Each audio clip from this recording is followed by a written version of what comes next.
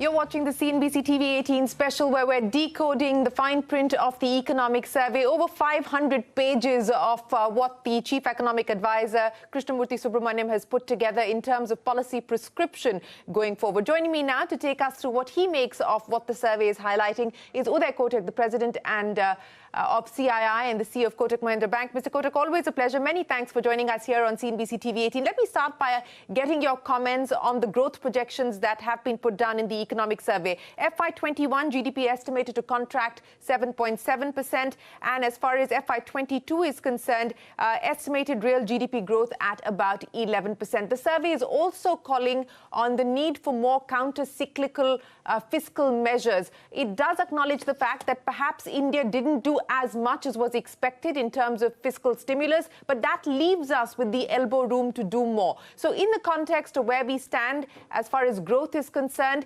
and the fact that the survey highlights the need for more counter-cyclical fiscal measures, what is the expectation?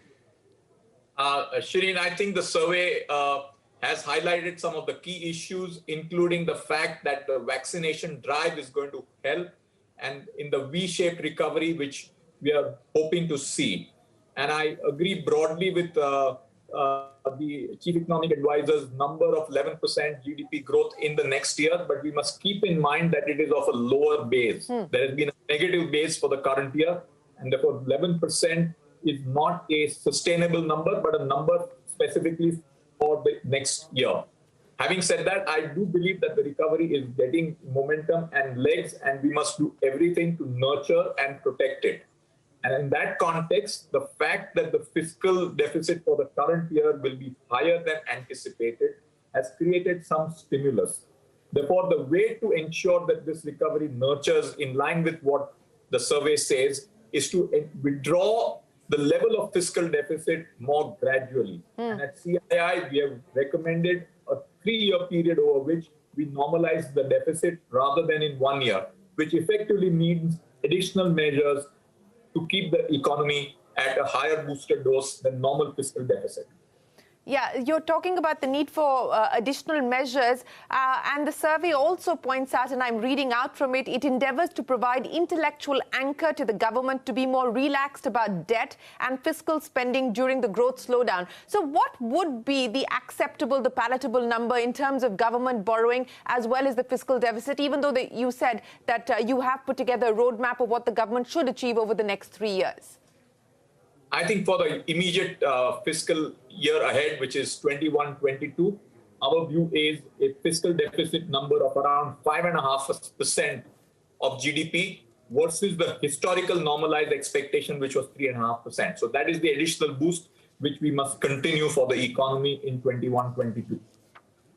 I want to talk about something that the survey highlights. It's got a whole chapter, Mr. Kotak, on why the survey believes that India's sovereign credit rating doesn't reflect its fundamentals. In fact, I'm quoting from the survey. It says, never in the history of sovereign credit ratings has the 5th largest economy been rated as the lowest rung of investment grade at BBB-. India's fiscal policy must not remain beholden to a noisy, biased measure of India's fundamentals. India's forex reserves can cover an additional 2.8 standard deviation negative event. It is imperative that sovereign credit rating methodology be made more transparent and less subjective. What do you make of the fact that so much of the survey's time, a whole chapter has been dedicated to why there needs to be a review of the manner in which India's sovereign credit rating is dealt with? You know, Shireen, if you look at the rating agencies, there is a natural home country bias. And that also comes from the fact that the US dollar is a reserve currency and India is not. But to the extent to which we are not a reserve currency, we will not enjoy the benefits of a globally acceptable currency. Therefore, on that basis, the US dollar, the euro, and to a certain extent, even the pound and the yen have the advantage of being a globally traded currency, which India is not. So this is a disadvantage which comes because we are still not a fully convertible currency. Therefore, the rules which apply to the Western nations and people with free currencies will be more restricted for countries like India. Having said that, the fundamentals, as has been highlighted by the Chief Economic Advisor, for relative ratings, if I see in, say, even in Eurozone, some of the South European countries. They enjoy the benefit of a common euro currency, and to a certain extent, rating agencies have historically had a Western world bias. I hope that changes over time and India gets its rightful place. So I fully believe that India's fundamentals are better than what ratings reflect. Having said that, India does not enjoy the advantage of a free currency. We don't enjoy the advantage of a free currency, as you point out, Mr. Kotak, but do you believe that the ground has been set by way of what the survey is pointing out, where perhaps we could see the government say, all right, we will do what is necessary, even if that means the expansion of debt to GDP, and as the survey points out, in its own language, not be beholden to ratings?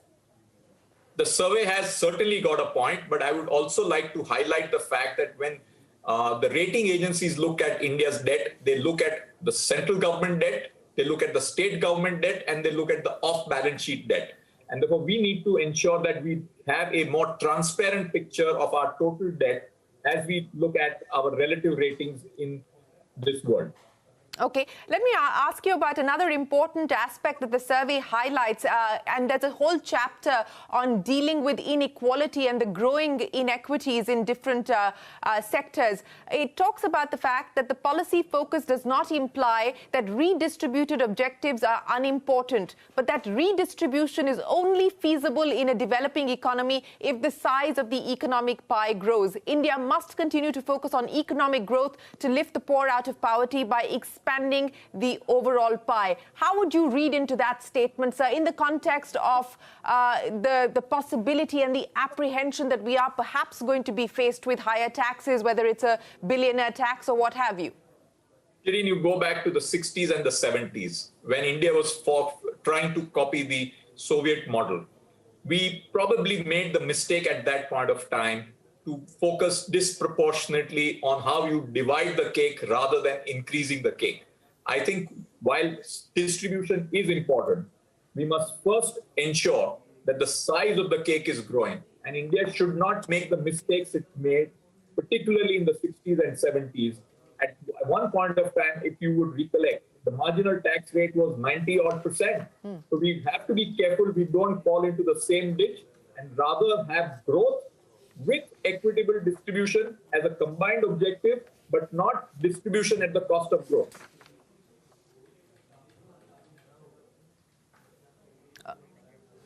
Yes, one of the other aspects that the survey talks about is in the context of forbearance, Mr. Kotak, and I want to get your comments on what you make of those statements.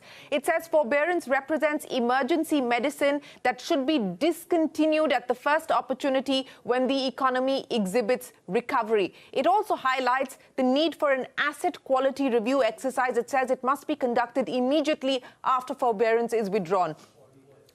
When do you believe we're getting anywhere closer to some of the measures that were announced, a withdrawal of the forbearance, and do you believe that an AQR is the need of the hour? Shireen, first of all, in 2020, what we saw was an emergency, and therefore the need for steroids was inevitable. And on that, I think the RBI did the right thing, having an accommodative monetary policy and allowing for stability at a time when there was a big shock to the Indian economy because of COVID. As we get out of it, I do believe that we must get to cutting-edge practices. And in that context, we must get out of a situation where the true balance sheet picture is not clear. As I stand today, with challenges including of a case pending in the Supreme Court, it is leading to the true picture of the balance sheet not getting clear as of today. But over 21-22, we must move to getting balance sheets clean and getting financial sector adequately capitalized to be the catalyst for the growth we need. 11%, 21-22 because of the base effect. But beyond that, if we have aspirations of growing at 7% plus, we will need strong financial sector balance sheets. And there we cannot have situation where the truth is not known. Right. One of the other aspects that the survey talks about, sir, and this is something that we've spoken with you about, is the need for moving faster on privatization. It says the government must embark on a significant privatization exercise of CPSEs and speed up big-ticket strategic sale privatization of large CPSEs like Air India, BPCL, Container Corporation and Shipping Corporation. It hasn't specifically mentioned banks. I don't know whether it's somewhere there in the fine print. It's over 500 pages of it, but at least the focus and the thrust on moving ahead with privatization is clearly articulated there. I think the time has come for India to be thinking about a Margaret Thatcher-like privatization initiative. And we must go ahead on it with passion, pursuit, and surgical execution to really get the Indian economy unshackled. Time, in my view, has come for that. I also want to get you to interpret how you read the Prime Minister's statement ahead of the start of the budget session. He said Finance Minister Nirmala Sitharaman delivered 3 or 4 mini budgets through 2020, and Budget 2021 should be seen as a continuation of those measures. So are you expecting more of the same, part of the Atmanirbhar package that we saw being unveiled in 2020, or do you believe that we are going to see a significant, bold budget?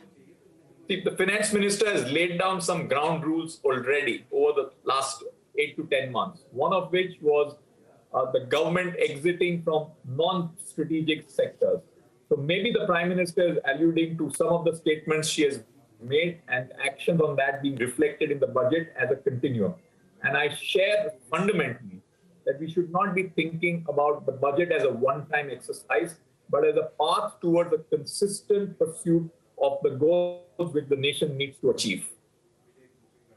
All right, Mr. Kotak, thanks very much for joining us here to take us through your first take on what the economic survey highlights, some of the interesting ideas or policy prescriptions that the economic survey highlights here. Thanks very much, as always, for joining us here on CNBC TV 18. We'll, of course, check in with you on Budget Day. Appreciate your time. We'll take a break here. There's a lot more coming up. Don't go anywhere. We're back in a moment.